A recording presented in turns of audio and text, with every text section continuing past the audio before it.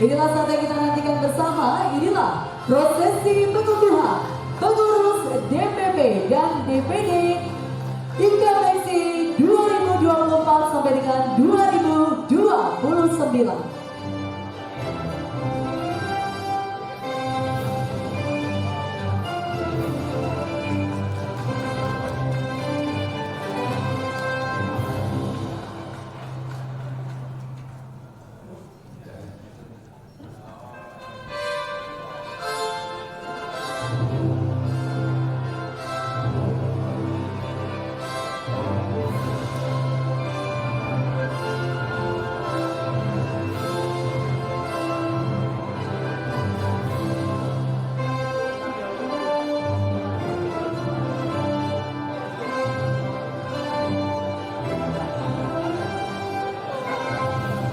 Baik, Bapak Ibu hadirin sekalian, anggota IKPSI, mari pertama-tama kita akan dengarkan pembacaan surat keputusan terkait susunan pengurus DPP dan DPD IKPSI periode 2024-2029.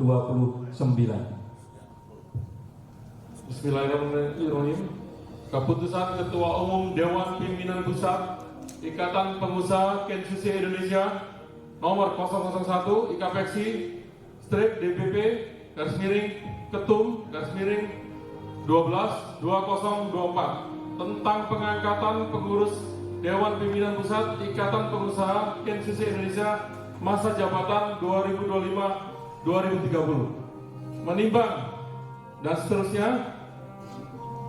mengingat dan seterusnya, mohon maaf ya karena panjang jadi saya persingkat, memperhatikan keputusan Munaslup tanggal 12 Oktober 2024 tentang pengesahan dan pengangkatan Ketua Umum Dewan Pimpinan Pusat IKPSI Indonesia periode 2025-2030. Memutuskan 1. Mengangkat nama-nama tersebut di bawah ini sebagai pengurus Dewan Pimpinan Pusat IKPSI Indonesia periode 2025-2030. Dewan Kehormatan Ketua Ibu Francisca, mohon izin sekarang lagi di Belanda untuk tesis.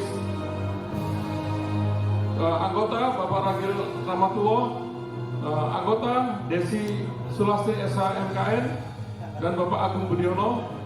Dewan Pengawas Ketua Bapak Muhammad Indra Wirawan. Dewan Penasehat Ketua Dr. Haji Edi Wuryanto SK PMKEP. Anggota Bapak Fajar Farul Rozi. Dewan Kewirausahaan Ketua Haji Onosarno. Anggota Haji Janan. Ketua Umum Pranyoto Widodo. Wakil Ketua Umum 1 Insinyur Suryo Prihanto. Ketua Umum 2 Eryadi Sajian SE.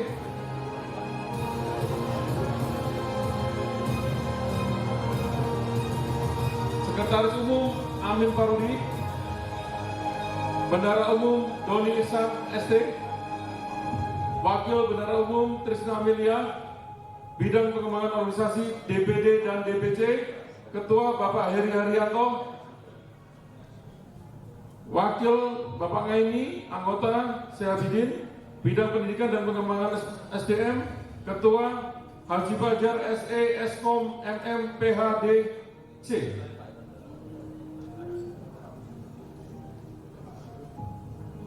Bidang Pemagangan Dalam dan Luar Negeri Ketua Bapak Jamiluddin. Ketua Bidang UMKM Kewirausahaan dan Ekonomi Kreatif Bapak Iman Abdul Rahman SSMM. Bidang Industri Manufaktur Kecil dan Menengah Bapak Sularno. Bidang Perdagangan Ekspor Import Ketua Bapak Roni Barudin STMT. Bidang Kebudayaan dan Pariwisata Ketua Bapak Nata dan Pak Agus Sugianto. Bidang Dalam Negeri dan Luar Negeri Ketua Muhammad Edi Sahriawan SIKOM CHC. Bidang Komunitas Ketahanan Pangan Ketua Bapak Indra Saputra. Bidang Komunikasi dan Digital Pak Parswandi. Bidang Hukum dan Legalitas Penasihat Bapak yang terhormat Bapak Poltak Sintonga SH.MH, dan ketuanya Bapak Hasibuan SH.MH. Untuk bidang pemberdayaan perempuan, Ketua Ibu Eni Ruslaidi. Masa jabatan DPP KPSI Indonesia adalah 5 tahun, terhitung sejak tanggal 8 Januari 2025. Salinan surat keputusan ini diberikan kepada masing-masing pengurus DPP IKAPEXI Indonesia periode 2025-2030 tersebut dalam angka 1. Keputusan ini untuk diketahui dan dilaksanakan sebagaimana mestinya. Keputusan ini berlaku sejak tanggal ditetapkan. 5. Apabila kemudian hari terdapat kekeliruan dan keputusan ini akan dilakukan perubahan sebagaimana mestinya. Ditetapkan di Cikarang pada tanggal 8 Januari 2025, Dewan Pimpinan Pusat Ikatan Pengusaha Konstruksi Indonesia, Ketua Umum Pranito Widodo, Sekretaris Umum Amin Farudi. Daftar pengukuhan pengurus DPD Aceh, Bapak Haji Iskandar SSI. Banten, Haji Iskandar Kasli. Bengkulu, Bapak Ilham Awaludin. Daerah Istimewa Yogyakarta, Bapak Selamat Ripai. Jawa Barat, Bapak Hendra Saputra. Daerah Khusus Jakarta, Bapak Nata Januar Adiguna Esa. Jambi, Bapak Muhammad Hafid. Jawa Tengah, Bapak Wahid Cahyono Adi ST. Jawa Timur, Ustadz Kiai Insinyur Muhammad Indra Wirawan. Kalimantan Barat, Bapak Parswandi. Kalimantan Timur, Bapak Muhammad Irfan SDFD.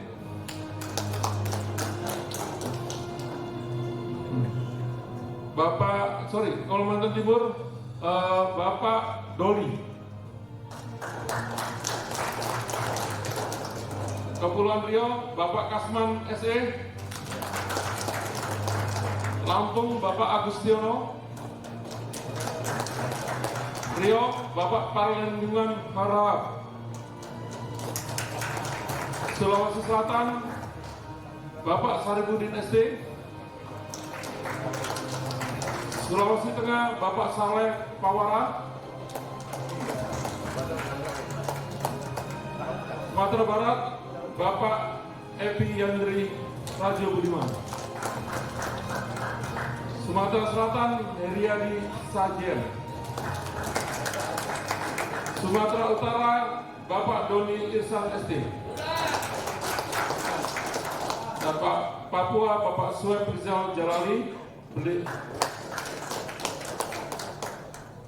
Baik, selanjutnya kita akan sama-sama menyimak dan menyaksikan pengucapan ikrar dan kata-kata pelantikan yang akan dipimpin oleh Bapak Ketua Umum IKAPEXI, Bapak Pranito Widodo. Bismillahirrahmanirrahim. Ikuti kata-kata yang saya ucapkan ya. Dengan disaksikan Allah Subhanahu wa Ta'ala, Tuhan yang Maha Esa, bendera Pataka IKAPEXI Indonesia,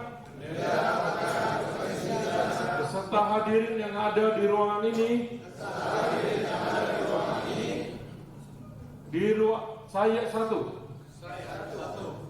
saya berjanji akan menjalankan kewajiban saya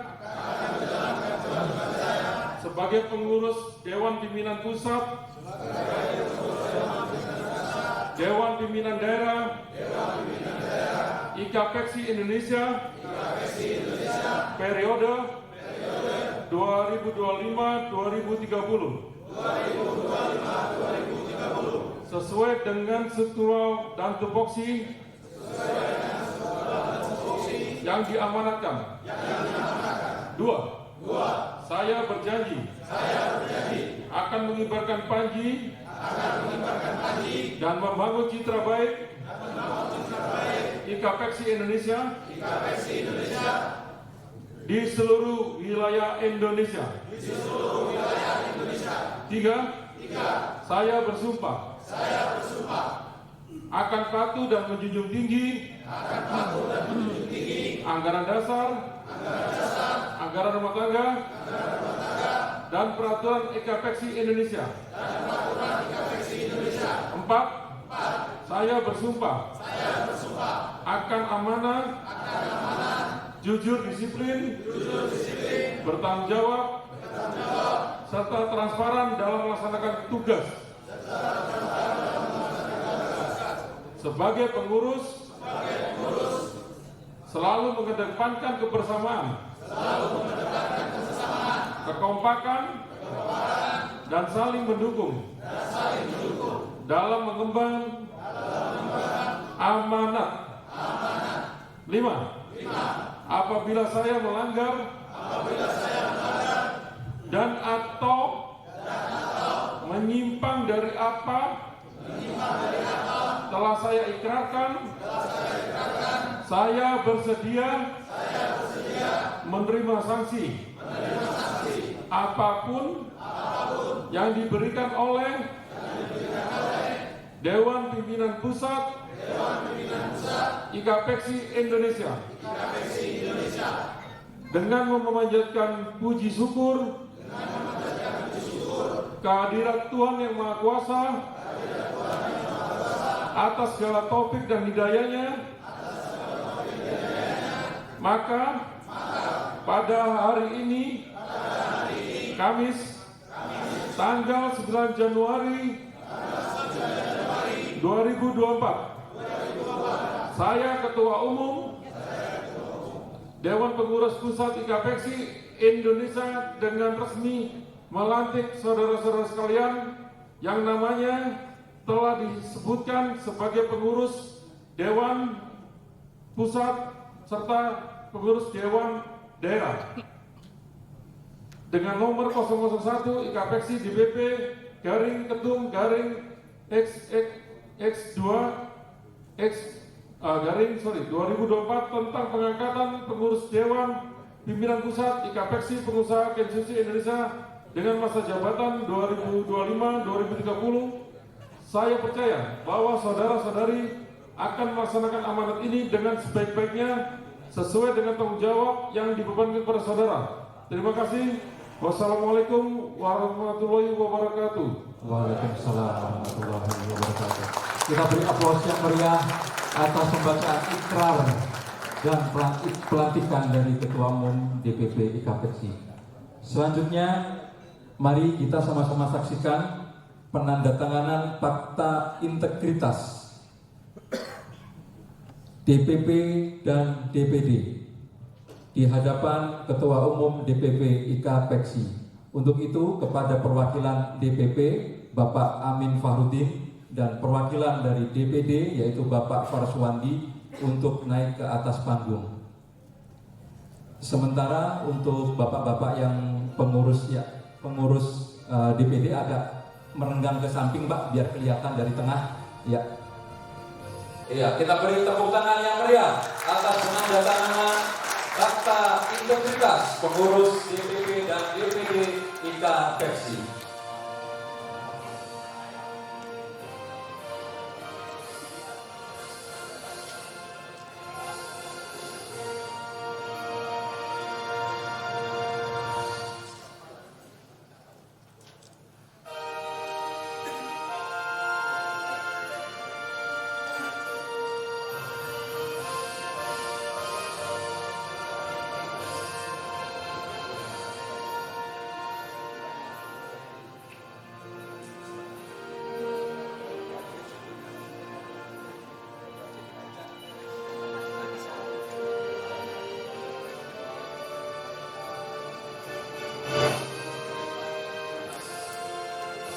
Baik, terima kasih dan kita beri aplaus yang meriah sekali lagi atas penandatanganan fakta integritas yang akan menjadi panduan standar etik bagi pengurus DPD dan DPD.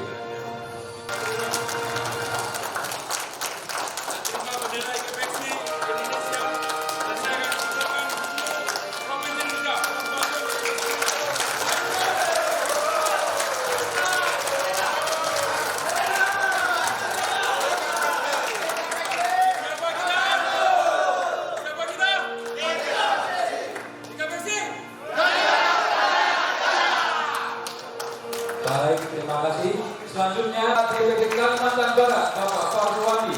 Mudah-mudahan program yang akan kita bahas pada rakernas ini bisa terlaksana di berbagai daerah di Indonesia. Dikibarkan luar biasa.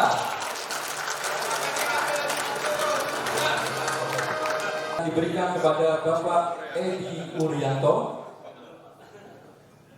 anggota DPR RI Republik.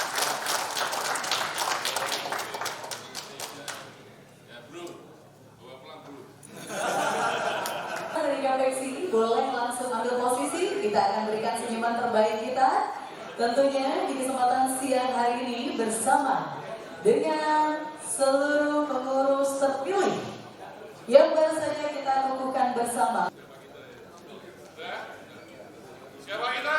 Bagaimana kita?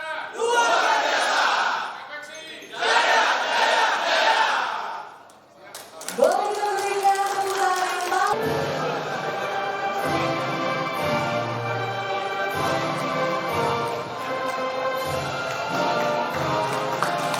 Dan hari ini kami dipersilakan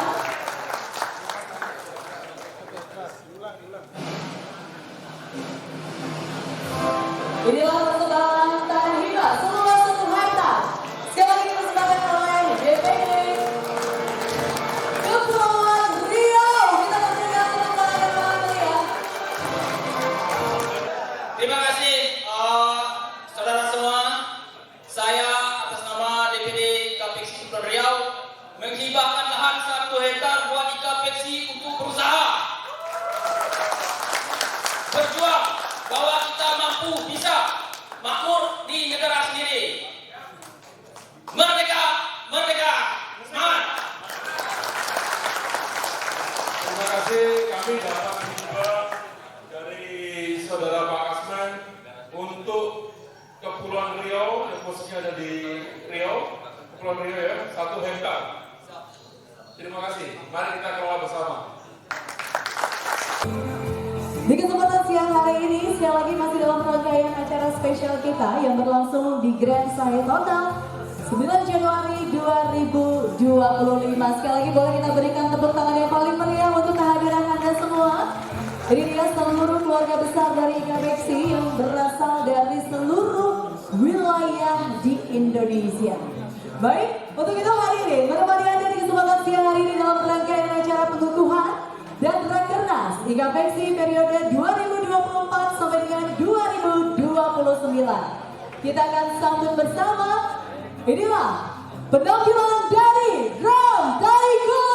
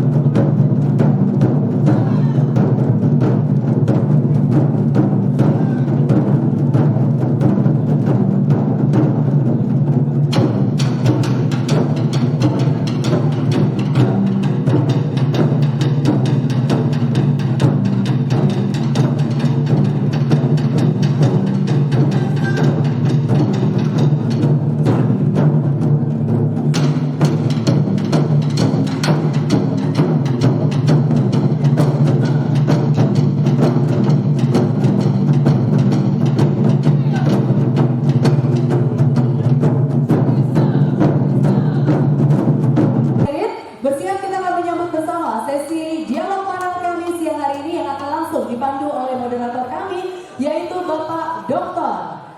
H. Fajar Mahmud SE, Eskom MM PhD. Kepada Bapak moderator kami persilakan.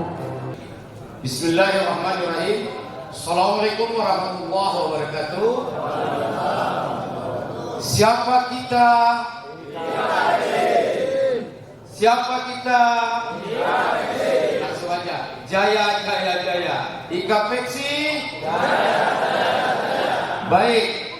Pada siang hari ini kita bersujud syukur kehadirat Allah Subhanahu wa taala karena bisa diberikan kesempatan pada momentum yang luar biasa ini dalam pelantikan para pengurus dari DPP hingga DPD IKAPEKSI Indonesia, dan selawat dan salam kita serahkan, kita persembahkan kepada baginda Rasulullah Muhammad SAW, supaya kita semua selalu ada dalam lindungan Allah yang Maha Kuasa dan kelak menjadi umat Rasulullah di yaumil akhir yang mendapat syafaat.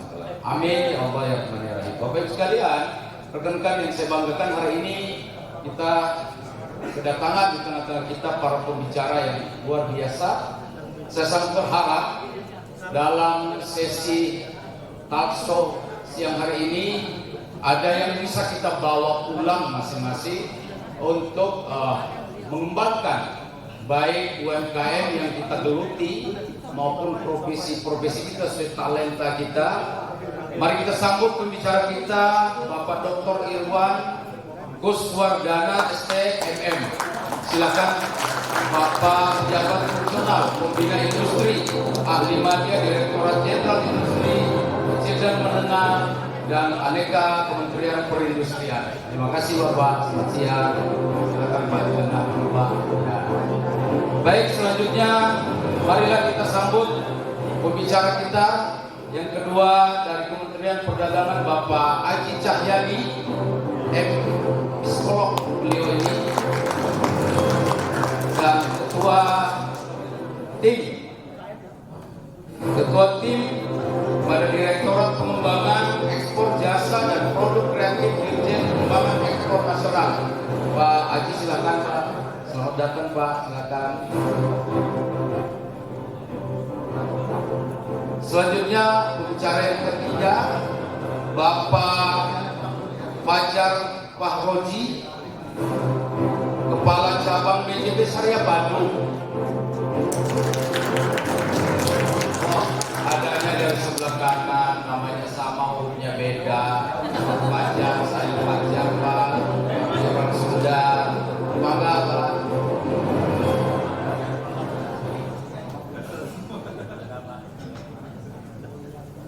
Maaf nih, langsung kelima. Baik, selanjutnya pembicara kita Bapak Cipto Cahyadi dari Kementerian UMKM.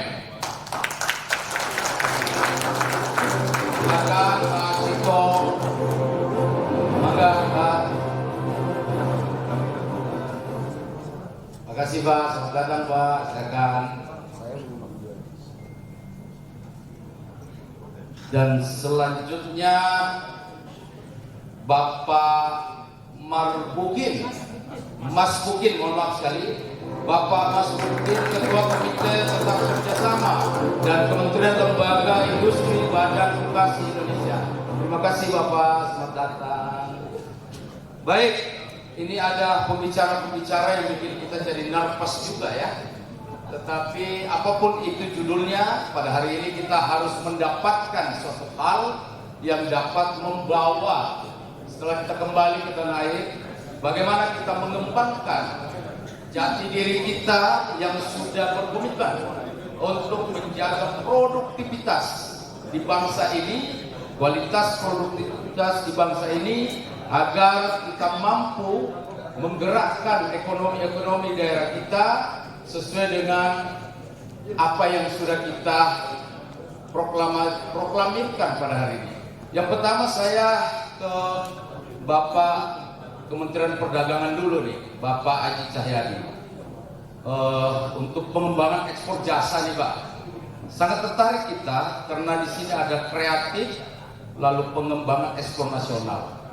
Boleh kita minta penjelasan Pak, apa sih pengembangan ekspor nasional ini? Ekspor kita tahu mengirim ke luar negeri, artinya barangkali produk apa tuh yang bisa kita terima dari Bapak. Silakan Bapak Cahyadi, mic-nya di depan. Silakan Pak.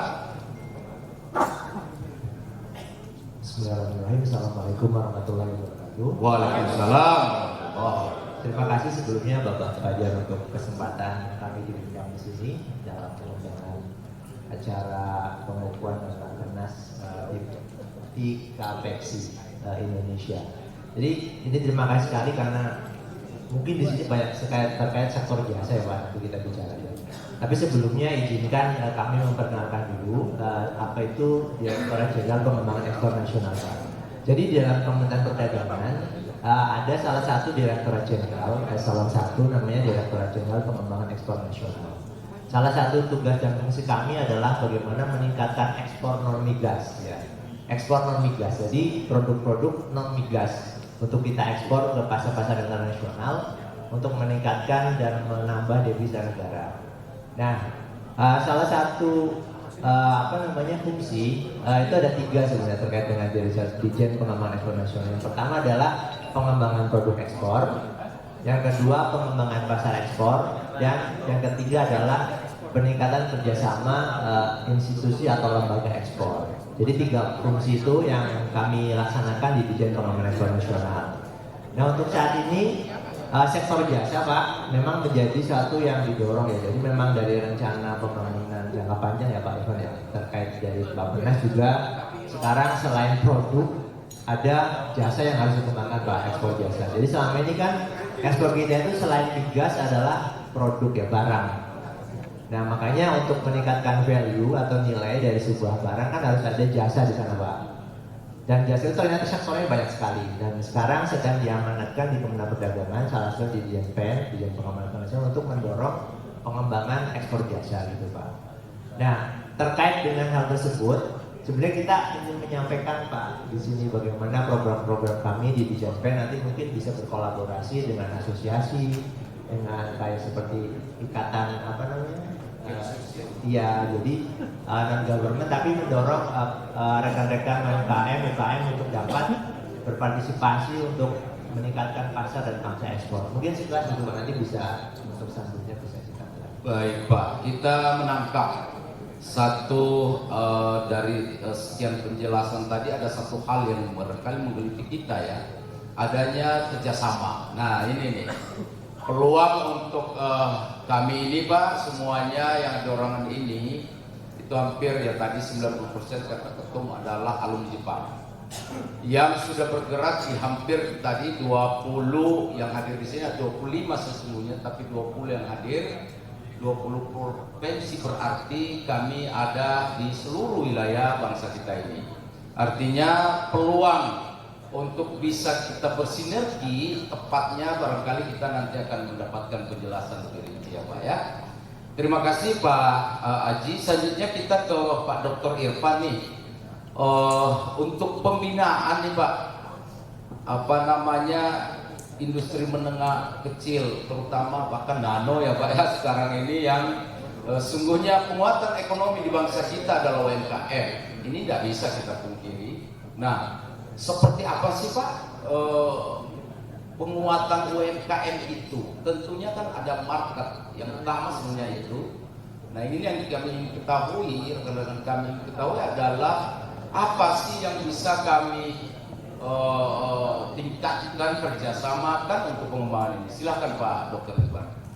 Baik, terima kasih. Jadi izin mohon memperkenalkan diri Pak. Saya Irfan dari Kementerian Perindustrian, Direktorat Jenderal Institut Ilmu Menengah. Betul Pak. Jadi tugas kami adalah meningkatkan dan mengembangkan industri kecil dan menengah. Jadi kami melakukan berbagai macam fasilitasi pada IKM. Mungkin Pak Suroyo ini salah satu IKM binaan kami Pak. Oh, keren. Beliau bergerak di bidang otomotif ya, otomotif machining. Jadi kami program-programnya sangat banyak Pak. Jadi mulai dari pembinaan SDM, kita memberikan pembinaan teknis, dari peningkatan kompetensi maupun manajerial. Kemudian juga kita memberikan fasilitasi sertifikasi sistem manajemen mutu dan produk Pak, seperti ISO 91, kemudian juga SSI juga. Kemudian terkait pasar, kami memberikan fasilitasi kemitraan Pak. Nah, kemarin tanggal 10 Desember kemarin kita baru melaksanakan business matching Pak antara industri otomotif dengan para APM dengan IKM. Jadi APM ada tier 1, kedua kita pertemukan dengan para IKM. Jadi bahan baku juga kita ada fasilitasi material center, di mana IKM ini cukup membeli bahan baku melalui material center supaya harganya lebih efisien. Begitu. Jadi masih banyak lagi lah program-program kita, nanti mungkin kita bisa belajar. Ya, itu rekan-rekan semua, ini juga luar biasa ya, memfasilitasi termasuk peningkatan kompetensi SDM ya Pak ya. Ini saya rasa yang kekinian ini, bahwa di setiap kita insan anak bangsa hari ini membutuhkan kompetensi, tetapi yang diakui tentunya ya Pak. Nah, kompetensi rekan-rekan kami ini, kami sesungguhnya bisa mewaranti bahwa mereka punya knowledge, know-how bahkan global, tetapi belum tentu diterima di bangsa ini ketika kompetensi itu tidak selaras dengan legal aspek yang ada di bangsa kita. Saya rasa ini yang penting juga kita sebagai personal branding kita untuk menuju Indonesia Emas 45 ini memang betul-betul persiapan dari banyak aspek.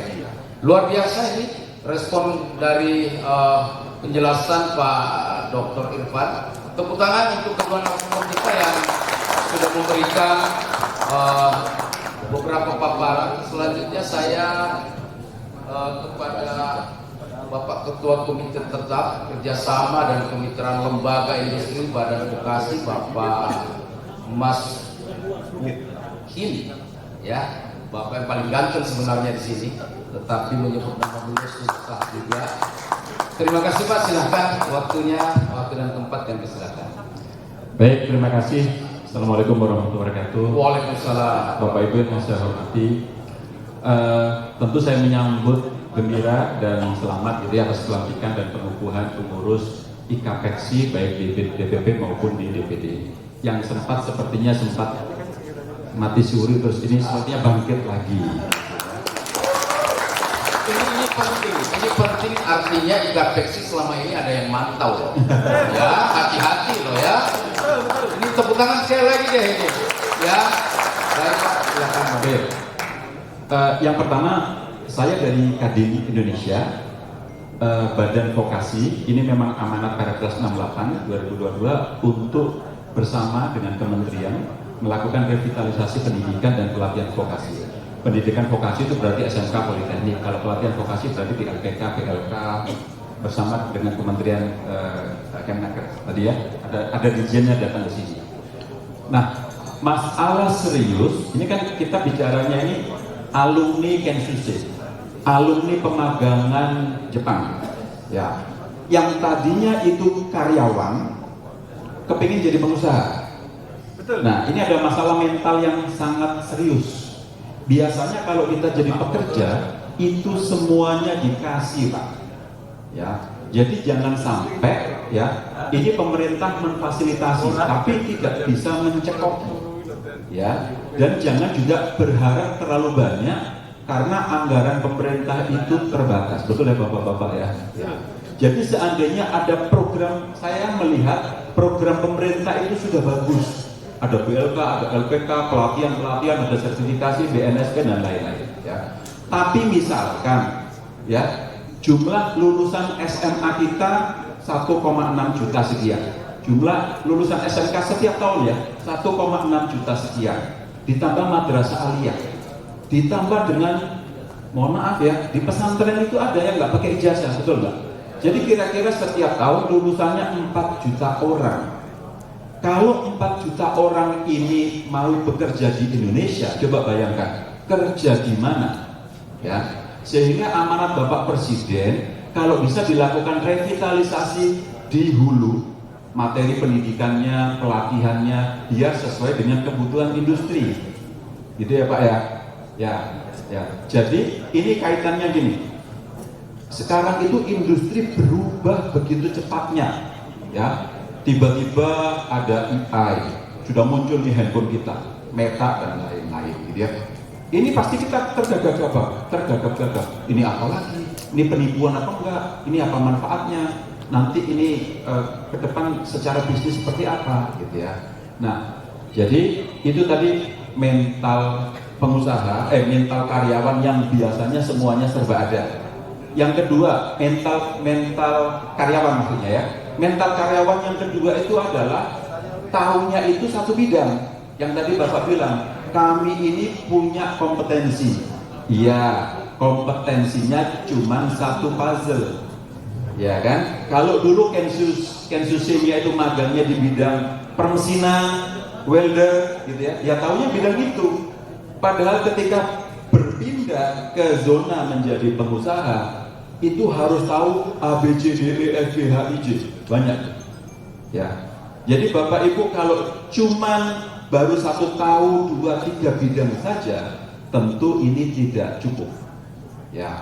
Nah, background berikutnya yang paling penting adalah Bapak Ibu, ini kaitannya ada bank juga, ada pemerintah juga, ya.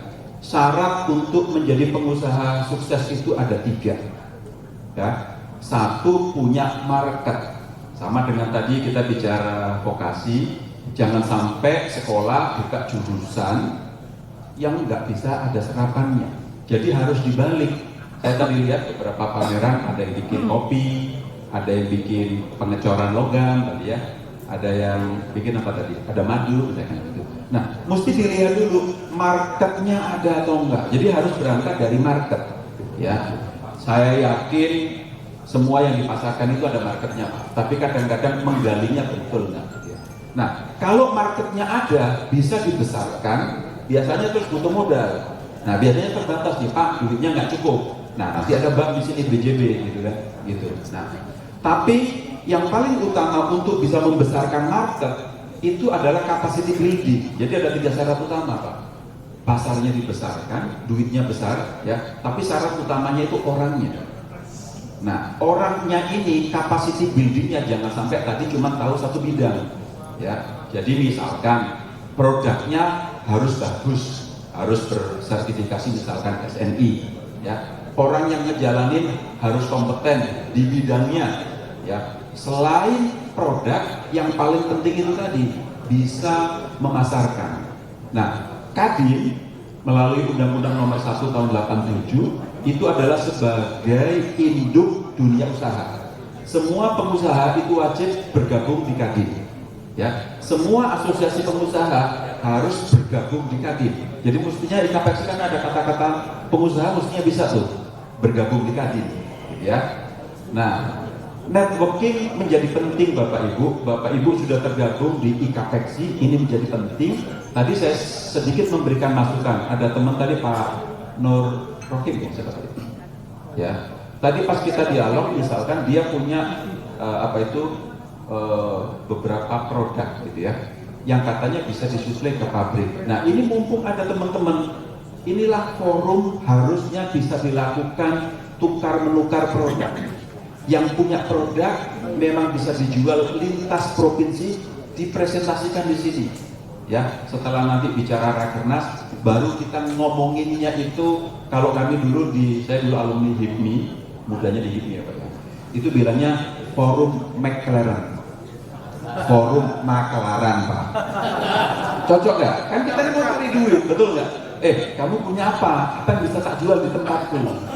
Yang tidak punya produk tapi punya pasar, ini mirip kayak tadi Pak Edi, ya kan, partai politik ada masa, nah ini pasar, akhirnya gitu. Saya punya pasar, ya kan, Bapak punya produk sini tak bantuin jualan, ya. Yang punya produk tapi masanya kurang, marketnya kurang, inilah fungsinya asosiasi Pak, ya. Jadi bergabung dengan asosiasi, jangan begini. saya dapat apa bergabung di sini?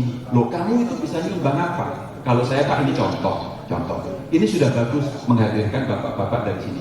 Bapak nanti pulang, ya, yang pertama audiensi dengan beberapa potensi asosiasi atau pemerintahan yang ada di daerah. Didatangin sowan satu-satu, memperkenalkan diri, ya. Memperkenalkan dirinya juga harus gagah. Pak, saya punya pasukan sekian ratus orang. Jangan bilang berapa anggotanya di Kepri? Ada Pak 5 orang. Iya, nggak laku jualannya. Kan harus jualan massa, betul nggak? Kami Pak alumni kampus di Riau. Wah, sudah ada berapa? Tadi Kepri yang nyumbang lahan tadi. Mau diapain itu lahan? Ada di mana tuh lahannya kan gitu? Ya kan? Mau dibikin kantor? Apa dibikin kebun sawit kok cuma 1 hektar gitu ya? Apa dibikin ruko? Kok tadi kayaknya tempatnya agak jauh? Kayaknya mungkin nggak cocok. Nah ini kan harus dilakukan mapping terlebih dahulu.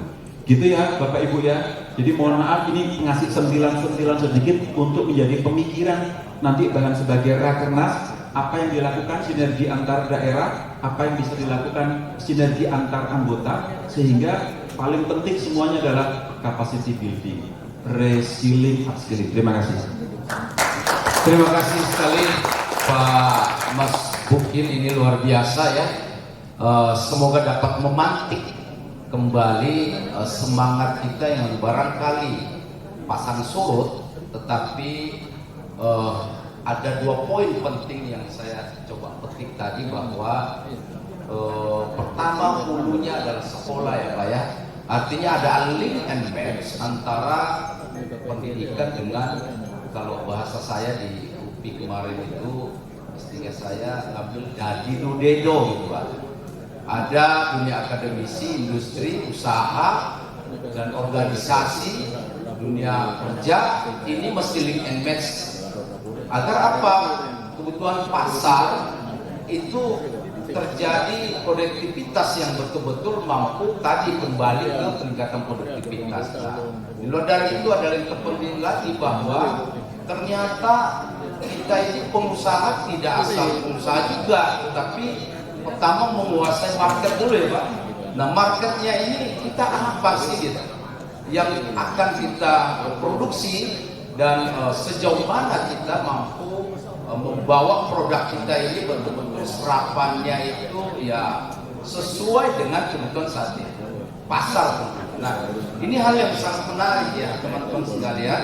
Semoga kita dalam momen kali ini, apa yang dijelaskan oleh para narasumber kita, keynote kita yang betul-betul tepat sasar, tinggal bagaimana kita mengimplementasikan dalam usaha kita masing-masing, yang tentu kita perlu betul-betul di era sekarang itu kan eranya kolaborasi ya. Tentu kita tidak bisa dengan sendiri, tetapi kita kolaboratif dalam forum kita yang hari ini. Terima kasih sekali Pak. Selanjutnya sebelum kita ke pendanaan nih ya, dana itu terakhir lah gitu. Setelah banyak diurai, maka nanti Pak Pajar nih yang akan memberikan, kalian butuh berapa sih gitu kan? Akan begitu ujungnya nih. Nah kita ke Pak Cipto Cahyadi dulu nih Pak. Makasih kehadirannya Pak dari Kementerian UMKM nih. Wah ini luar biasa. Kita tepuk tangan juga. UMKM loh ya, usaha kecil dan menengah. Nah ini Pak Cahyadi, waktu dan tempat yang silakan. Monggo Pak. Terima kasih. Assalamualaikum warahmatullahi wabarakatuh. Assalamualaikum warahmatullahi wabarakatuh. Salam sejahtera untuk semuanya. Ya, sebelumnya kami mengucapkan juga selamat kepada Bapak Ibu pengurus DPP dan DPD KPEXI seluruh Indonesia yang telah dilantik dan dikukuhkan hari ini. Selamat mengemban amanah, selamat bertugas dan bekerja, berkreasi dan berprestasi di wilayah masing-masing, di tugasnya masing-masing, tentunya dalam rangka mengembangkan para pengusaha alumni dari iya KPEXI ini seperti itu. Nah, perkenal diri, saya Cipto Yanto Pak, izin. Iya, Cipto Yanto kan Priyanto ya, siap.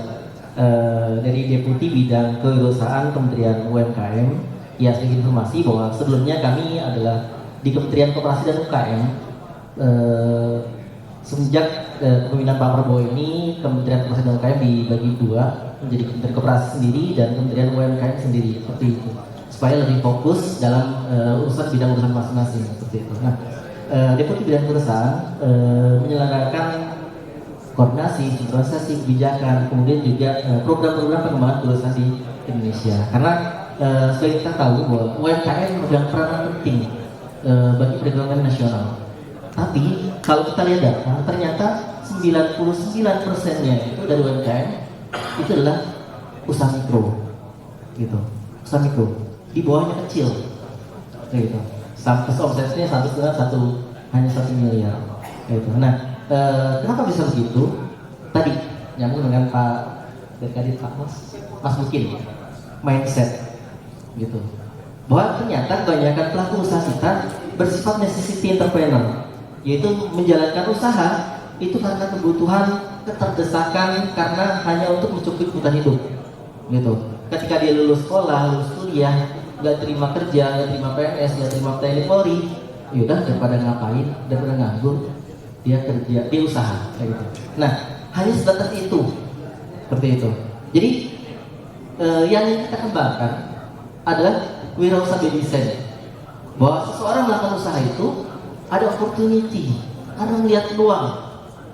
Ini apa yang dibutuhkan oleh masyarakat. Betul dikatakan tadi bahwa customer focus itu penting, sangat penting.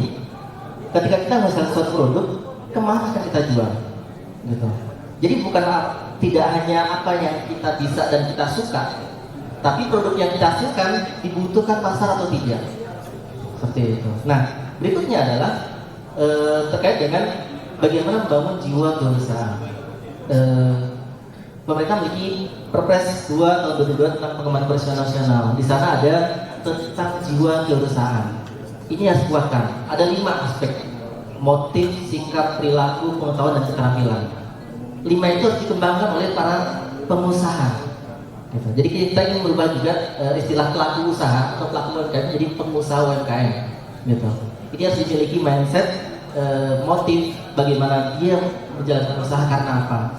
Gitu. Kemudian sikap, perilaku ketika dia menjalankan usaha, kemudian juga pengetahuan dan keterampilan itu harus selalu dibangun, dikuatkan. Nah, kemudian Pak Wakil Menteri kami menambahkan ada 4 hal yang harus dimiliki oleh setiap pengusaha dalam filosofi LIDI kami sebutnya, yaitu loyalitas, integritas, disiplin, dan inovasi. Ini 4 ini juga harus dimiliki oleh seorang wirausaha atau pramusaha. Dia harus loyal, loyalitas dan setia, gitu. Setia dan harus menjalankan. Jadi pengusaha itu bukan orang yang hari ini buka usaha, minggu depan masih buka, 3 bulan kemudian tutup, gitu. Atau ketika buka usaha, hari ini pembukaan, besoknya tutup, besoknya buka lagi, besok tutup lagi, buka lagi, nggak konsisten. Dia nggak loyal dengan usaha yang dijalankan, gitu.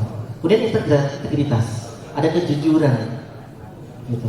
Karena ini adalah kunci. Ketika customer, pelanggan, pembeli itu sudah nggak percaya dengan yang kita pasarkan, yang kita jual, habislah usaha kita. Nah, tentunya disiplin. Kalau alumni Jepang, saya udah nggak meragukan lagi disiplin. Pasti sangat disiplin, seperti itu. Dan inovasi tentunya. Ya, ini beberapa hal, ada beberapa program yang sudah kami siapkan pertanyaannya. Nanti kalau ada waktu kami sampaikan. Demikian sebagai pengantar, terima kasih. Assalamualaikum warahmatullahi wabarakatuh. Waalaikumsalam warahmatullahi wabarakatuh. Kita tepuk tangan. Ya, kita mengambil clue dari penjelasan Bapak Cipto Rianto bahwa kita harus merubah mindset, merubah mindset. Usaha ini bukan hanya untuk mencukupi makan kita, tetapi bagaimana berkesinambungannya usaha ini yang perlu kita kolaborasi, advice, ya, mentor dari banyak pihak, terutama ya dari kementerian kita UMKM ini. Sekali lagi kita tepuk tangan buat pembicara kita yang 4. Dan sebelum masuk ke session tanya jawab, ada satu hal yang paling penting, karena akselerasi apapun ujungnya adalah butuh modal. Nah, jika Anda butuh modal, mari kita dengar penjelasan dari Bapak Fajar dari Bank Syariah Jawa Barat, BJP ya. BJB Syariah yang ada di hadapan kita. Silakan, waktu dan tempat kalian persilakan Pak. Ya, terima kasih Pak Dr. Moderator. Assalamualaikum warahmatullahi wabarakatuh. Waalaikumsalam warahmatullahi wabarakatuh. Perkenalkan, nama saya Fajar Faruk Ozi, sama kita Pak ya. Cuma kalau saya dipanggilnya sih Ozi biasanya Pak. Ya, jadi mengapa bapak-bapak, rekan-rekan, anggota dan pengurus di Kapexi, kalau ketemu panggil aja Ozi Pak. Karena kalau nama Fajar banyak Pak. Sebelumnya memperkenalkan diri, saya selaku pemimpin cabang dari Bank BJB Syariah Bandung yang kebetulan kemarin beberapa hari sebelum acara Pak sempat diskusi dengan Ketua Umum, sekaligus saya ucapkan selamat juga kepada Pak Pran dan jajaran pengurus DPP, DPD atas pengukuhan dan pelantikan kepengurusan DPP, DPD Kapexi. Semoga seperti tadi doanya Pak Wamen ya, bahwa bisa jaya. Bapak Ibu sekalian, ini Pak Moderator ngasihnya di terakhir ya Pak, kaitan dengan modal ya. Tapi sebenarnya tadi nyambung dengan yang disampaikan oleh Pak Mas Hukin ya Pak dari Kadin, bahwa kunci bisnis itu yang pertama secara Pak, market, modal, dan mungkin kalau saya ini kan 3M Pak ya, market, modal, man gitu Pak ya. Jadi market, modal, sama capacity building. Jadi memang ini menjadi harus disinergikan sehingga bisa lebih optimal dalam membangun bisnis. Nah kami ada di sisi yang poin 2 tadi Pak Mas Hukin, modal. Walaupun sebenarnya tidak hanya modal, ya kita juga bisa untuk pengelolaan dari keuangan Bapak Ibu sekalian. Rekan-rekan sekalian, Bapak Ibu sekalian, bahwa di BJB Syariah saat ini memiliki fasilitas tadi tentunya satu yang terkait dengan permodalan kepada para pengusaha, pun juga kita juga dengan induk kami Bank BJB kita juga menyalurkan kur untuk PMI Pak. Ya kita ada kur untuk PMI yang kami dapat bocoran katanya untuk periode saat ini ada improvement atas produk kur PMI. Kalau nggak salah dulu ada persyaratan terkait dengan kontrak dulu ya, sehingga yang masih magang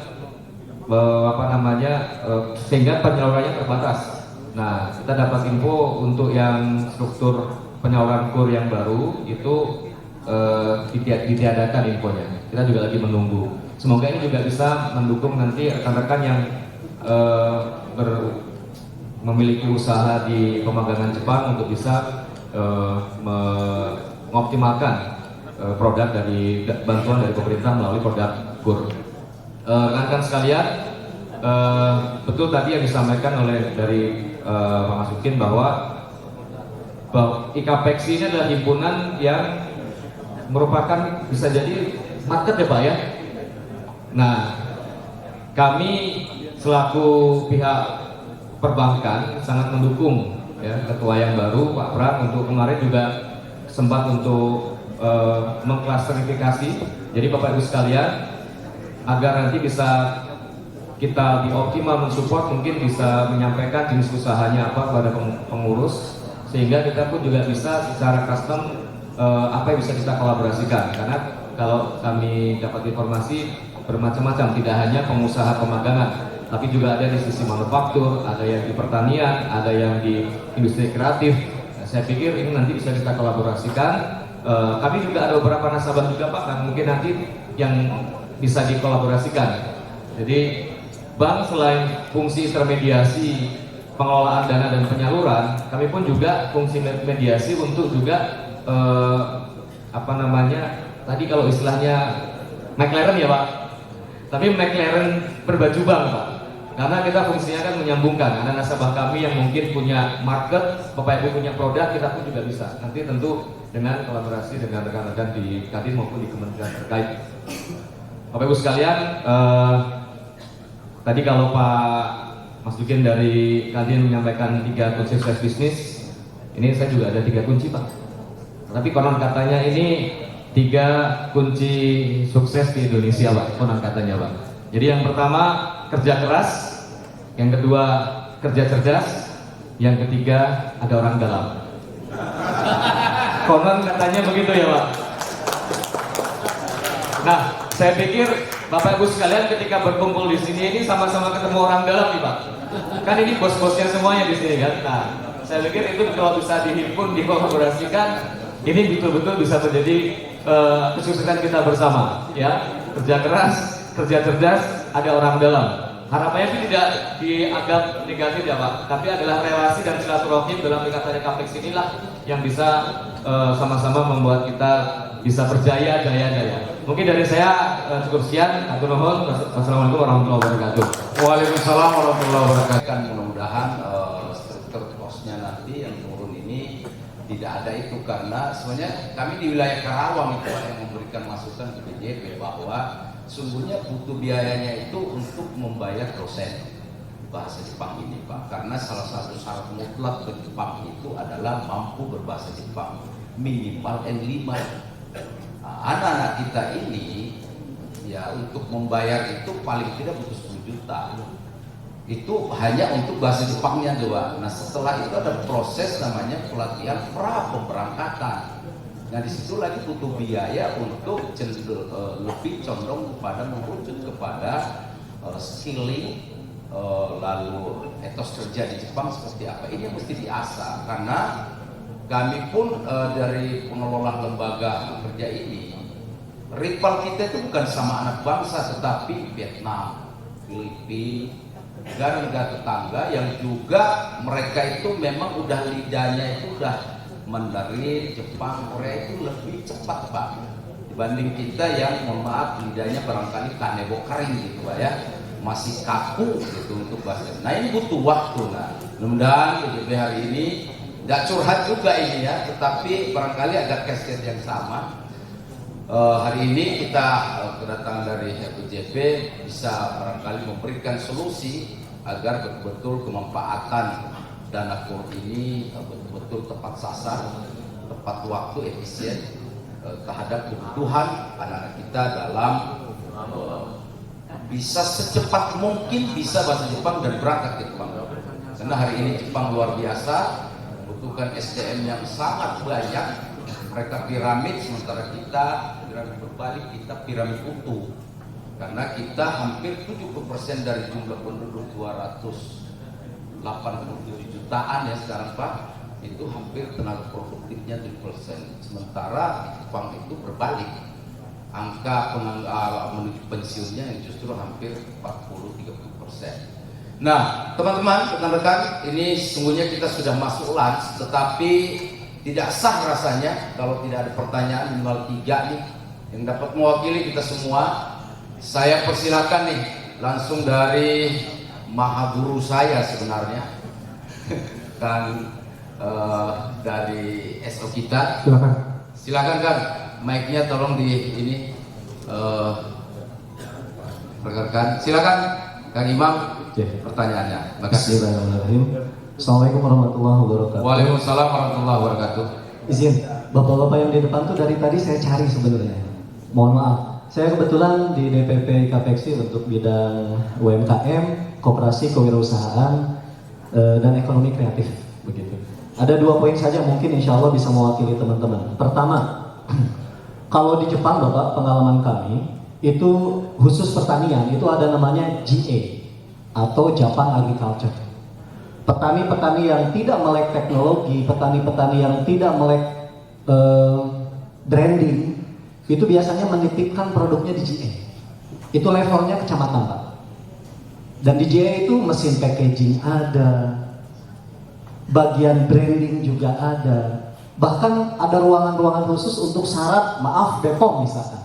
Maaf Pak, untuk kita UMKM, BPOM itu setengah mati, mulai dari desainnya. Kadang ketika ada bagian dari kementerian atau dari provinsi itu datang, maaf, mappingnya aja berubah-ubah Pak. Ini pengalaman saya pribadi nih, seperti itu. Nah pertanyaan sederhana, apakah mungkin di Indonesia ini, misalkan difasilitasi oleh Kadin atau HIPMI atau siapapun itu, kita tuh ada semacam tempat yang bisa menampung semua produk di suatu wilayah. Contoh, packaging center misalkan. Jadi teman-teman UMKM yang secara modal itu kurang, itu bisa menitipkan produknya di situ. Seperti yang tadi, Japan Agriculture. Di setiap kecamatan, petani yang tidak punya teknologi, itu bisa boleh pinjem mesin di situ, Pak. Dan mesinnya bukan branding, di foto-foto ada wartawan, habis itu hilang, nggak seperti itu. Jadi mesinnya ada di suatu tempat itu, petaninya bisa mengakses, bisa meminjam begitu. Apakah mungkin begitu? Termasuk BP POM-nya, Pak. Apakah mungkin di satu titik itu ada misalkan BP POM Center, UMKM untuk tempatnya di satu titik saja, lalu produknya distandarisasi, baik itu oleh dinas maupun dengan seperti Kadin atau HIPMI, begitu. Itu satu poin. Yang kedua, saya sepakat tadi tentang standarisasi LPK, karena kalaupun kita punya capital, kita punya nggak bisa juga tanpa knowledge, begitu. Nah, tentang lembaga pelatihan kerja ini, izin Pak, kalaupun nanti BJB atau bank pemerintah memberikan KUR PMI misalkan, mohon ada standarisasi dan satgas khusus, Pak. Akhir-akhir ini Bapak, ada korban di data kami ya, ada kasus dulu tuh Blazer, itu kasus itu besar sekali Pak, korbannya tuh 15.000 orang Pak, dan itu puluhan miliar Pak kerugian masyarakat. Ada lagi korban-korban SO bodong, SO itu sending organization yang bisa mengirim, itu banyak sekali Pak. Makanya ketika kemarin dialog dengan Pak Wamen PMI segala macam akan ada satgas, itu kami menyambut baik. Dan maaf banget, kalaupun nanti ada pembiayaan anak-anak mulai dari pelatihan dan pra pemberangkatan, tolong avalisnya dikuatkan. Karena maaf, orang sudah dapat job, sudah kontrak kerja pun Pak, belum tentu visanya turun. Lalu kalau visa turun, anak nggak berangkat, yang nanggung kerugian siapa? Jadi ini mohon jangan sampai jadi bumerang, karena maaf kalau nanti ada ketemu oknum yang nggak amanah, semua pemagangan Jepang itu kena dampaknya, pasti buruk di mata masyarakat. Begitu dari kami, mohon maaf, terima kasih. Assalamualaikum warahmatullahi wabarakatuh. Assalamualaikum warahmatullahi wabarakatuh. Waalaikumsalam warahmatullahi wabarakatuh. Perkenalkan, nama saya Sadipudin dari DPD Sulawesi Selatan. Kegiatan saya yaitu LPK sama dengan ya saya upload ya pertanyaannya sampai tadi. Memang hari-hari ini banyak terjadi seperti itu, sangat memprihatinkan kami daripada pemagang ini. Kemudian yang kendala kami itu dari pembiayaan memang Pak, karena semua orang yang mau ke Jepang ada 3 kategori. Yang pertama, punya kemampuan tapi tidak punya finansial. Yang kedua, punya finansial tapi tidak punya kemampuan. Nah ini yang banyak ini. Yang ketiga, tidak punya kemampuan dan tidak punya uang. Ini juga yang mau, tapi ini bahaya, lagi. Nah, sebagai aparatur negara mungkin mengambil jalan tengahnya, yaitu adanya bantuan kepada para pekerja migran maupun magang ke Jepang. Nah, saya beberapa kali mendatangi perbankan yang ada di kota saya, di Makassar, baik dia BUMN maupun swasta. Ketika kita diundang oleh Bina Latvogan datang ke Jakarta, dia mengatakan iya ada, tetapi datang di daerah mengatakan wah di daerah belum ada Pak. Nah, apakah sosialisasi untuk pembiayaan ini itu hanya berlaku di Jakarta atau seluruh Indonesia? Nah ini sudah 3 tahun yang lalu kami memperjuangkan seperti itu. Jawabannya tetap sama, selalu mengatakan bahwa belum ada. Nah kalau memang ada, tolong dinasionalkan Pak. Semua bisa berlaku dengan memang kalau ada ketentuan syarat tertentu yang tidak memberatkan, insya Allah kami ikuti aturan mainnya. Apakah dari segi administrasi atau histori lembaga kami atau yang lain-lain. Terima kasih Pak, itu aja pertanyaannya. Assalamualaikum warahmatullahi wabarakatuh. Waalaikumsalam warahmatullahi wabarakatuh. Bismillahirrahmanirrahim. Assalamualaikum warahmatullahi wabarakatuh. Waalaikumsalam warahmatullahi wabarakatuh. Terima kasih untuk waktu dan kesempatan pada kali ini.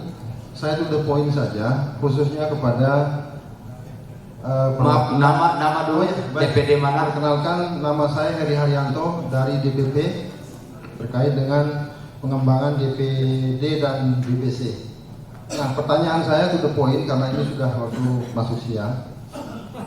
Yang pertama adalah untuk Disnaker Trans, Pak ya. Ini terkait dengan informasi tadi. Apakah bisa diusahakan oleh Disnaker Trans untuk pelatihan bahasa Jepang itu free dari Kementerian Tenaga Kerja. Artinya itu masuk di tiap masing-masing DPD ataupun kabupaten kota, sehingga nanti pada saat kesiapannya di pelatihan awal yang sudah disiapkan oleh Disnaker Trans untuk masuk ke LPK ataupun BLK-nya itu lebih mudah dan cepat. Itu yang pertama. Kemudian yang kedua, dari perdagangan, Pak. Perdagangan ini saya singkat saja, bahwa sudah merambaknya Alfamart maupun Indomart. Kenapa IKPEXI tidak bisa masuk ke lini khususnya UMKM ataupun perdagangan seperti yang ada saat ini? Mohon bisa dari Kementerian Perdagangan bisa memfasilitasi ataupun syarat-syarat apa yang bisa kami lakukan supaya keberadaan IKPEXI ini bisa mencapai ranah seluruh Indonesia. Dengan tujuan adalah bahwa nanti yang belanja pun teman-teman IKPEXI, bahwa di situ ada tertulis IKPEXI Indonesia, Kenfuse-nya pun bisa menjadi yang belanja pun di sana itu adalah anggota-anggota daripada Kenfuse itu sendiri, sehingga perkembangan IKPEXI secara luasnya nanti bisa dirasakan bersama-sama. Demikian, terima kasih. Wassalamualaikum warahmatullahi wabarakatuh. Waalaikumsalam warahmatullahi wabarakatuh. Ada 3 penanya dan saya rasa semoga 3 ini dapat mewakili apa yang ada di benak rekan-rekan semua. Kepada narasumber, pertanyaan pertama, apakah bisa di setiap wilayah itu ada semacam wadah untuk menampung produk-produk yang ada di wilayah itu dan memasarkan, tentunya barangkali juga mempercantik dan packaging, penambahan packaging yang lebih manis. Kira-kira ya, silakan Pak Dokter merespon. Silakan. Terima kasih. Jadi kalau dari Kementerian Perindustrian itu, Pak, kita namanya ada rumah kemasan, Pak. Rumah kemasan itu memang belum ada di seluruh kabupaten. Kita ada 46 rumah kemasan, tapi tersebar dari Sumatera, Jawa, Kalimantan, dan Sulawesi dan seterusnya. Tapi memang rumah kemasan ini lebih ke arah untuk pengusaha-pengusaha yang tampilan produknya tadi masih belum terlalu bagus, gitu. Jadi kita memberikan ada mesin-mesin cetak juga, printer, kita ada coachnya untuk wadahnya tadi, ada sealing labelnya. Jadi itu biasanya kita ada di perwakilan dinas perindustrian yang terafiliasi dengan budidaya, dan itu memang kita memberikan subsidi di sana. Jadi kita ada bantuan mesin di sana, dari mesin-mesin dari pusat kita kirimkan ke daerah-daerah, dan itu memang diperuntukkan, Pak, bagi pengusaha-pengusaha makanan, minuman, dan yang memerlukan kemasan tadi. Cuma memang kalau terkait dengan yang tadi disampaikan untuk showroom secara lengkap, itu memang perlu kerjasama antar dinas di daerah. Sebetulnya itu kan memang wewenang di kepala daerah yang mengintegrasikan dinas-dinas atau SKPD di daerah tersebut. Demikian, Pak. Termasuk DPO hukumnya, halalnya gitu. Iya, itu kasih halal. wewenang daripada kepala daerah. Baik, penjelasannya Pak ditambahkan, silakan. Oke teman-teman, tadi sudah saya bilang ya, jangan sepenuhnya terpaut kepada pemerintah. Tadi kan dibilang ada rumah kemasan 46. Idenya keren sekali kalau kita mau meniru Jepang. Teman-teman, Jepang itu sudah menang Perang Dunia Kedua. Betul nggak? Mengalahkan Eropa waktu tahun 40-an. Jadi jangan disamakan, cita-citanya bagus. Setiap kecamatan punya rumah kemasan, punya ruang pamer UMKM. Ya, teman-teman, mulai tahun 99 kita itu ada otonomi daerah. Ya, tadi penanya ketiga juga menanyakan bisa nggak Disnaker Trans. Kebetulan kami di sini tidak ada yang dari dinas. Dinas itu levelnya kabupaten kota. Jadi bertanyanya harus ke kabupaten kota. Seandainya tadi hadir ada Pak Agung sebagai Dirjen Pembinaan Pelatihan Vokasi dan Produktivitas yang punya 21 balai, ada 6 balai besar dan sisanya balai biasa. Itu anggarannya dari kementerian. Ya, mungkin kita tahunya ada BLK, Balai Pelatihan Kerja. BLK itu ada yang punya kabupaten kota, berarti anggarannya dari kabupaten kota. Ada yang BLK-nya punya provinsi, ada yang punya kementerian. Nah, anggaran yang sampai bicara triliun atau ratusan miliar itu ada di tingkat kementerian. Nah, biasanya BLK kabupaten kota yang aktif ini kembali lagi karena ada undang-undang otonomi daerah bahwa Disnaker Trans itu nggak nyampe kementerian itu ya sampai di level kementerian Pak. Nanti di dinas provinsi itu otoritas oleh gubernur ke bawah. Ya, nanti di kabupaten kota otoritasnya bupati ke bawah. Itu udah kerjaannya masing-masing, nggak bisa dari atas Pak. Tapi dinas kabupaten provinsi kalau mereka itu proaktif, kepala dinasnya itu bisa minta tambahan anggaran, bukan tambahan anggaran, tapi program apa yang dilakukan oleh kementerian itu diambil untuk dilakukan di kabupaten kota, termasuk mungkin ada yang punya LPK itu dijemput untuk anggaran itu dilaksanakan di LPK, gitu ya. Itu anggarannya berarti ada anggaran biaya pelatihan gratis yang dari anggaran APBN itu dijemput menjadi anggaran LPK. Nah, ini tugasnya ini IKAPEX untuk tadi sowan ke Pak Agung. Pak, kira-kira mana nih yang bisa ngucur ke kami? Nah, gitu. Ya, misalkan ada yang dari Medan, karena ada balai besarnya. Ada yang dari Jawa Barat, ada balai besarnya di Bandung. Ada yang di Bekasi. Kalau di Jawa Timur, balai biasa. Satu di Bojonegoro, satu di Sidoarjo, satunya di Banyuwangi. Salah satu balai besarnya ada di Semarang. Ini memang ngobrolnya enakan sambil ngopi. Kalau di sini kan ya formal-formal, nggak bisa yang bisik-bisik. Nah, nggak bisa tuh ya kan, ini formal-formalnya saja, gitu ya. Tapi saya mengapresiasi semangat teman-teman untuk ingin tahu. Berarti ini ada semangat kebangkitan secara personal maupun secara organisasi, gitu ya. Karena teman-teman bisnis itu ada market, ada kita, mungkin ada tambahan lagi Pak, 3C. Ya, kita punya perusahaan sudah ada marketnya, sudah bagus. Yang ketiga ini yang bahaya, ada apa? Ada C yang ketiga, namanya kompetitor. Kita ini bukan orang yang paling pertama bikin LPK, bukan orang yang paling pertama bisnis kopi, bukan orang yang paling pertama jualan franchise cendol. Saya lihat ada tuh alumni Kensusi yang jualan kuliner di franchise ke teman-temannya gitu ya. Ya. Sehingga orang yang paling menang adalah orang yang paling update dengan situasi.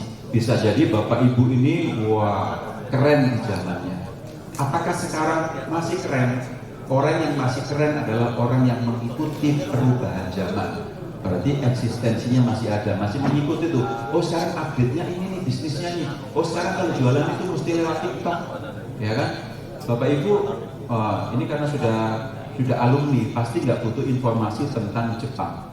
Kebetulan saya ada satu konten yang cuma ngomong 1 menit 2 menit tentang Jepang, yang nonton 1,4 juta orang. Boleh dilihat di TikTok saya, namanya Mas Muskin Pradana. Mungkin saya tidak secanggih teman-teman melihat tentang Jepang. Mestinya teman-teman ini jauh lebih jago membuat konten TikTok daripada saya. Karena saya mungkin baru belajar nih ke teman-teman gitu ya, baru 1, 2, 3 tahun ini mempelajari tentang Jepang. Tapi teman-teman ini sudah ada yang alumni 93, tahun 94, tahun 2010 tentang Jepang. Pergunakan, ya kan? Jualannya sama, tapi teknologinya berbeda. Jualan lewat TikTok, lewat WA, lewat Instagram, lewat Facebook, lewat YouTube. Nah ini ilmu konten yang kadang-kadang kita perlu belajar. Bagian dari puzzle tadi Pak. Puzzle ilmunya tahu, tapi puzzle mengkomunikasikannya kurang. Nah ini perlu dipelajari ya. Termasuk misalkan teman-teman ini dulu ada yang jago teknis, tapi nggak jago ngomong. Nah ini juga harus diajari.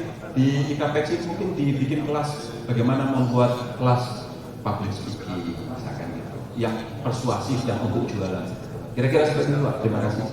Ya, ini luar biasa ya teman-teman. Tangan sekali lagi dan ya silakan dilanjut Pak responnya. Iya, ingin menjawab yang pertanyaan persatu terkait dengan mungkin kan nggak kalau misalnya kita punya lembaga pengembangan atau semacam center lah setiap kecamatan seperti itu yang membantu para pengusaha kami ini mengatasi berbagai keterbatasan seperti itu kan. Nah,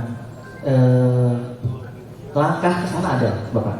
Jadi arah kita ke sana ada, tapi memang kembali lagi karena pemerintah kan ada keterbatasan juga, gitu, terutama di penganggaran seperti itu dan SDM dan lain-lain seperti itu. Nah, jadi kalau di Kementerian UMKM itu kalau sebelumnya Kementerian Koperasi dan UMKM dari 2013 itu udah memiliki program namanya Pusat Layanan Usaha Pribadi PLUT ke UMKM seperti itu. Sampai dengan saat ini sudah ada 100 PLUT yang tersebar di seluruh Indonesia. Memang belum sampai ke tingkat kecamatan, paling di tingkat kabupaten kota sudah sebagian sudah ada seperti itu, belum semuanya memang seperti itu. Nah, itu arahnya sana. Jadi PLUT ini dihadirkan oleh pemerintah sebagai pusat pelayanan bagi UMKM, bagi pengusaha.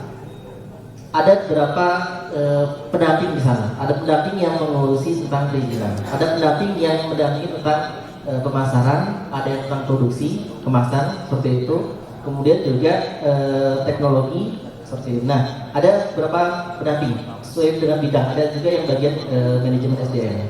Nah, ketika UMKM mengalami kendala atau ingin berkonsultasi dan di wilayahnya ada PLUT, silahkan datang ke PLUT seperti itu. Di PLUT dibantu untuk bagaimana akses untuk pendanaan permodalan sebenarnya. Aksesnya walaupun bukan langsung memberikan modal, enggak, tapi ada pendampingan.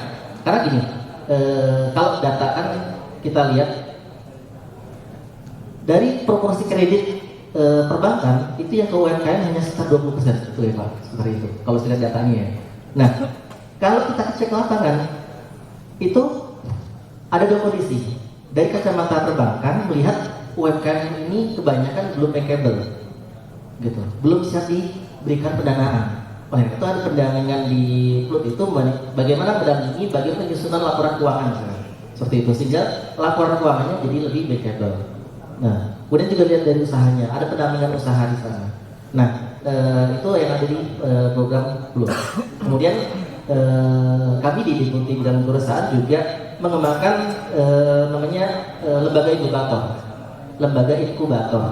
Iya, inkubator. Ini memang terbanyak saat ini masih di perguruan tinggi. Walaupun ada beberapa inkubator yang dikelola oleh swasta maupun pemerintah daerah. Nah, ya, boleh, sangat boleh. Silahkan nanti dilihat bagaimana persyaratannya, termasuk kita udah ada sistemnya, si pensi. Silahkan nanti dilihat di browser. Sistem informasi pendataan lembaga inkubasi. Di sana sudah jelas bagaimana cara pendirian, tata cara pendirian lembaga inkubator, kemudian standar minimal apa yang harus dicukupi seperti itu oleh sebuah lembaga inkubator. Nah, ini bisa dimanfaatkan. Sampai saat ini sudah terdata 552 lembaga inkubator se-Indonesia. Yang terbanyak memang masih di perguruan tinggi, yang terbanyaknya. Gitu. Nah, ini bisa dimanfaatkan oleh teman-teman UMKM yang ingin membutuhkan pendampingan. Kalau perguruan tinggi tentu yang didampingi banyak adalah mahasiswanya, gitu. Jadi memang kita di Deputi Bidang Perusahaan ini sering bekerja sama dengan kolaborasi dengan perguruan tinggi. Untuk apa? Untuk merubah mindset mahasiswa itu yang tadinya hanya ingin menjadi pekerja, gitu, menjadi karyawan, menjadi job seeker. Kita ingin merubah mindsetnya menjadi job creator, gitu. Jadi ketika lulus itu nggak lagi berpikir saya harusnya kerja, tapi saya ingin buka usaha. Nah itu kita kolaborasi dengan perguruan tinggi bagaimana merubah mindset dari para mahasiswanya seperti itu dengan berbagai pendampingan termasuk dengan adanya lembaga inkubator di perguruan tinggi. Nah itu beberapa mungkin yang bisa saya tambahkan. Terima kasih. Pak Cahyo, terima kasih. Pak Cipto, Pak.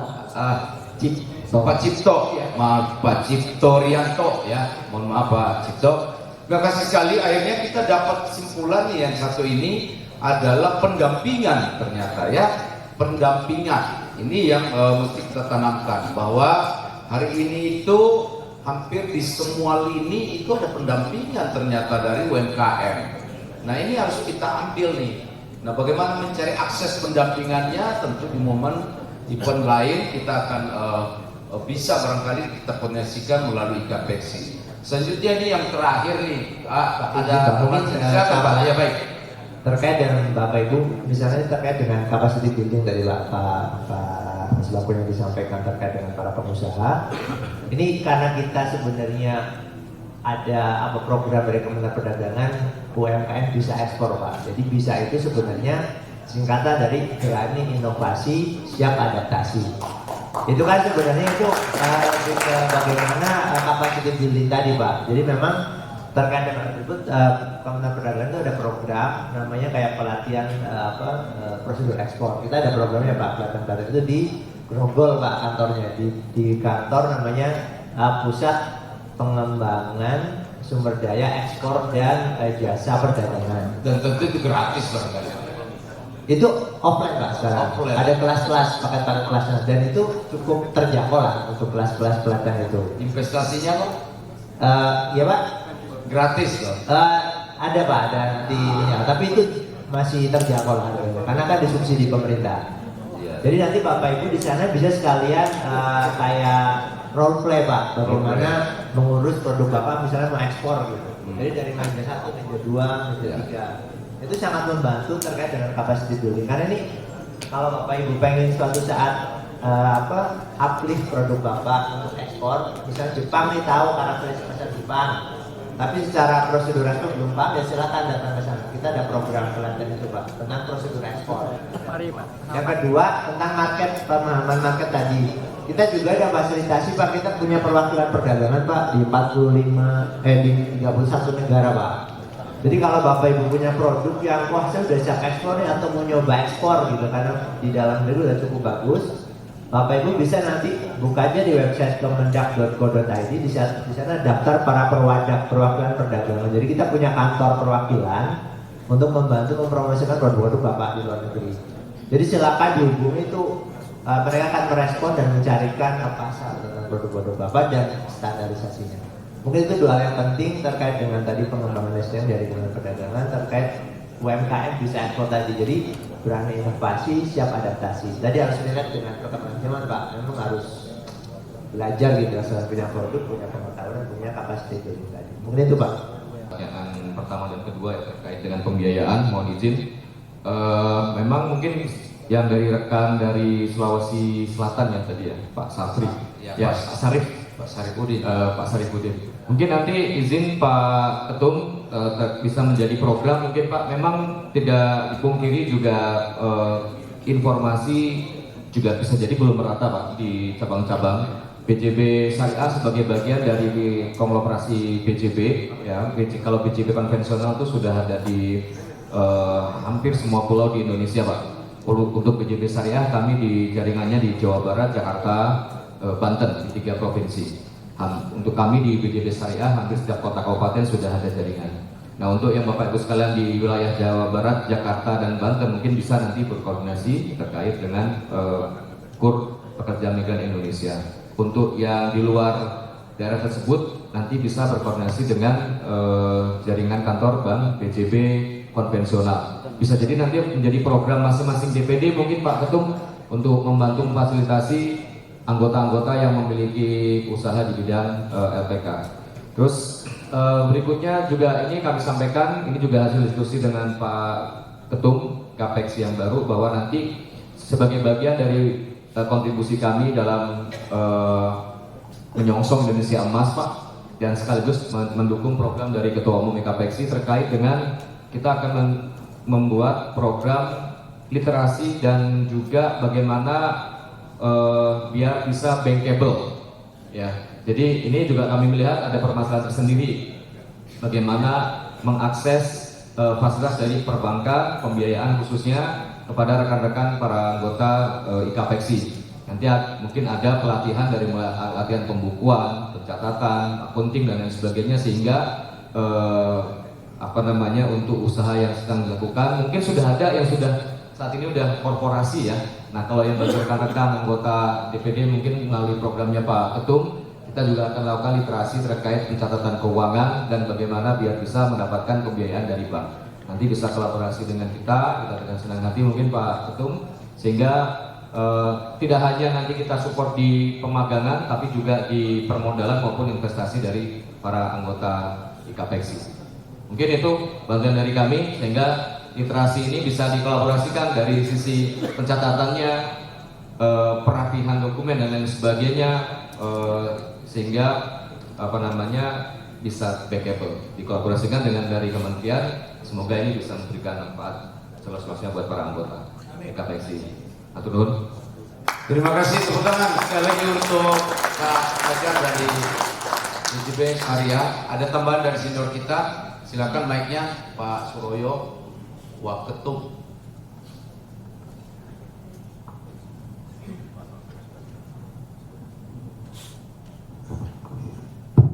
Baik, terima kasih Pak Moderator. Kami dari DPP khususnya di pembinaan untuk industri kecil menengah, sektor industri manufacturing. Karena tadi rata-rata teman-teman dari LPK, SO dan bidang kuliner. Ada pertanyaan dari anggota kami bagaimana ini melanjutkan lagi pembinaan untuk IKM naik kelas, khususnya IKM yang memang selama ini sudah memproduksi produk, komponen, dan juga jasa engineering service yang selama ini masuk ke sektor industri manufacturing otomotif. Tetapi memang ada persyaratan-persyaratan yang tadi sudah disampaikan oleh Pak Irfan ya, bahwa harus memenuhi standar quality, cost, safety, delivery. Itu yang mungkin akan kita jadikan program unggulan yang mudah-mudahan teman-teman di daerah di PD itu juga akan masuk ke sektor industri manufacturing. Karena ini bagi juga suka tidak suka itu industri manufacturing sangat besar ya untuk bisnisnya. Ada sekitar 1.000 triliun, karena kami di KMIK juga mendapatkan manfaat banyak program-program yang sudah dilaksanakan oleh Kadin dengan mengajak industri besarnya untuk melakukan training-training peningkatan IKM naik kelas yang melibatkan Kementerian Perindustrian dan juga Kementerian UMKM. Dan kedua, kami dari DPP juga ingin mendorong program unggulan, mohon arahan juga dari kementerian bagaimana kita ingin menciptakan suatu program unggulan di bidang SSW, Special Skill Worker, untuk memenuhi kebutuhan daripada Jepang yang memang sangat besar sekali.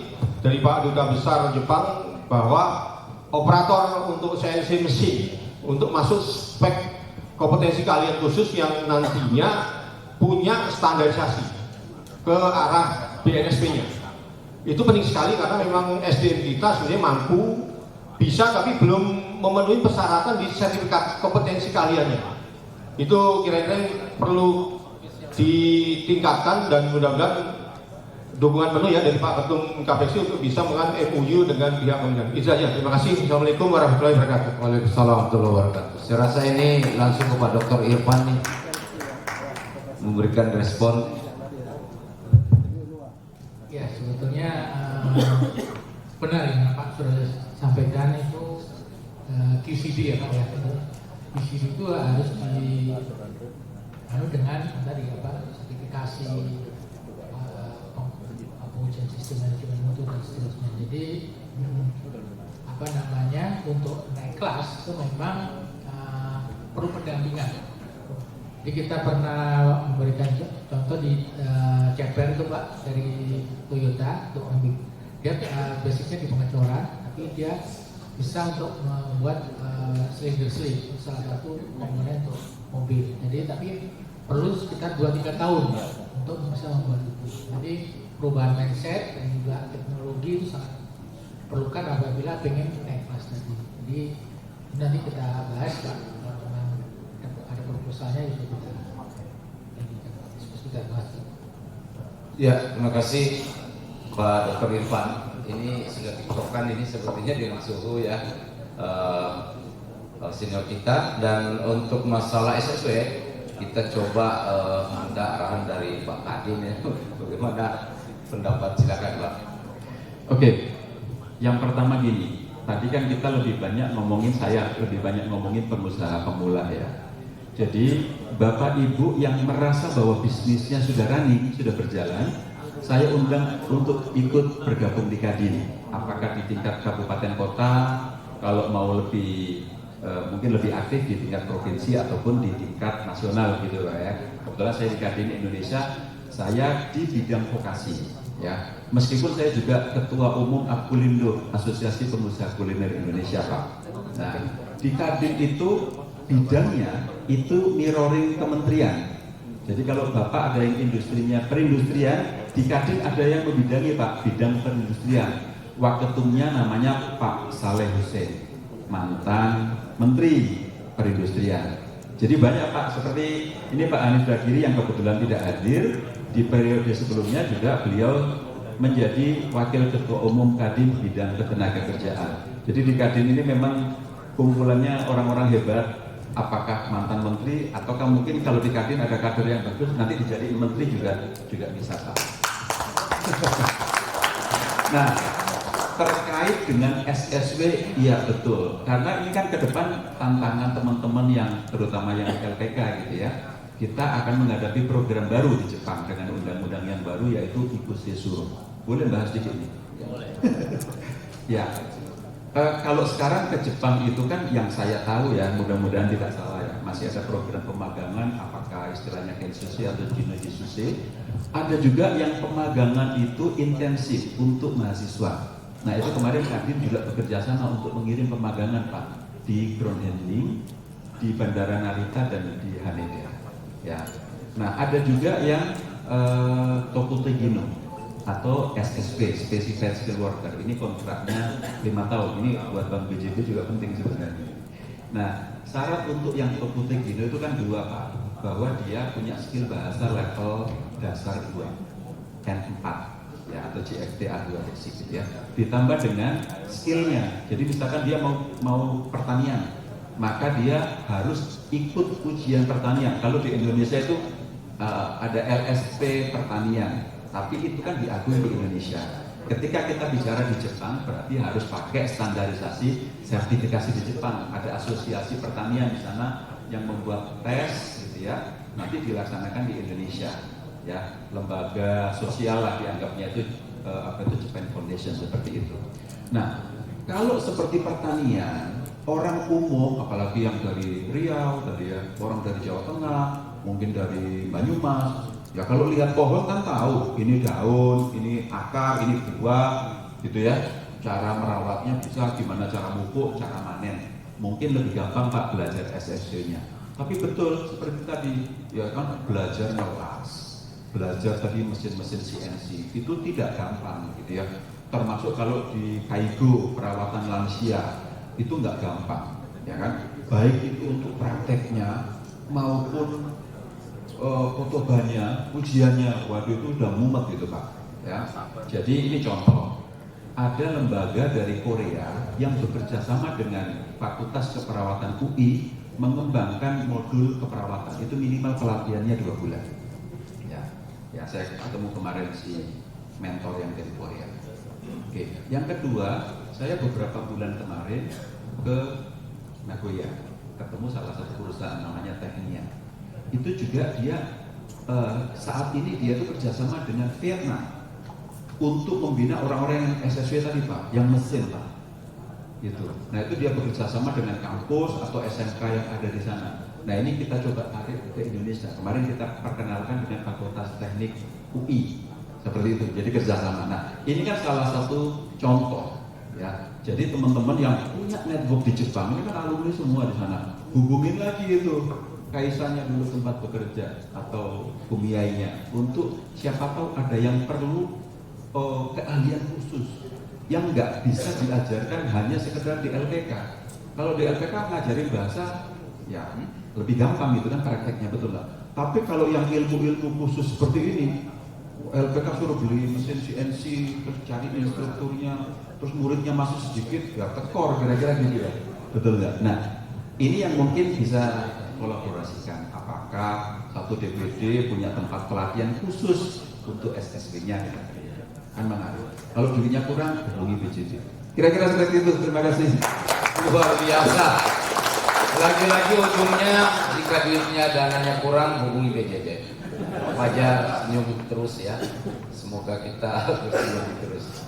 Saya rasa itu karena juga kita harus sekarang ganti soima ya Pak ya. Sholat istirahat makan. Sekarang kalau dulu isoma gitu ya. Istirahat sholat makan, sekarang berubah. Sholat dulu jadi soima. Baik, rekan-rekan semua, sebelum kita akhiri kita yel dulu nih. Yel-yelnya kita yang diajarin Pak Wamen tadi.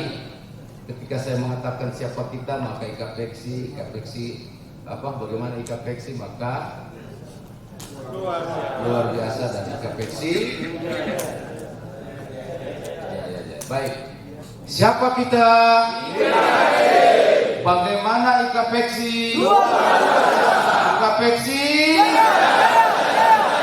IKPEXI? Baik, terima kasih atas arahan Bapak moderator kita. Barangkali ada ini. Baik, sekali boleh kita berikan paling tidak kita foto bersama ya. tepuk tangan yang paling meriah untuk kelima narasumber kami dan juga moderator kami. Dan untuk itu berkenan akan kita abadikan terlebih dahulu bersama dengan Ketua Umum DPP IKPEXI. Baik, hadirin sekali lagi kita berikan tepuk tangan yang paling meriah untuk sesi diskusi panel kita kali ini bersama kelima narasumber yang juga tadi sudah dipandu oleh moderator kami yang sangat luar biasa, yang sudah berbagi banyak sekali insight-nya untuk kita semua, banyak sekali informasinya untuk kita semua, dan semoga ini bermanfaat tentunya untuk seluruh keluarga besar dari IKPEXI. Sekali lagi kami ucapkan terima kasih banyak untuk kelima narasumber kami. Terima kasih banyak untuk moderator kami siang hari ini yang sudah memandu jalannya sesi panel diskusi kami dengan sangat luar biasa. Sekali lagi kita berikan tepuk tangan yang paling meriah Bapak dan Ibu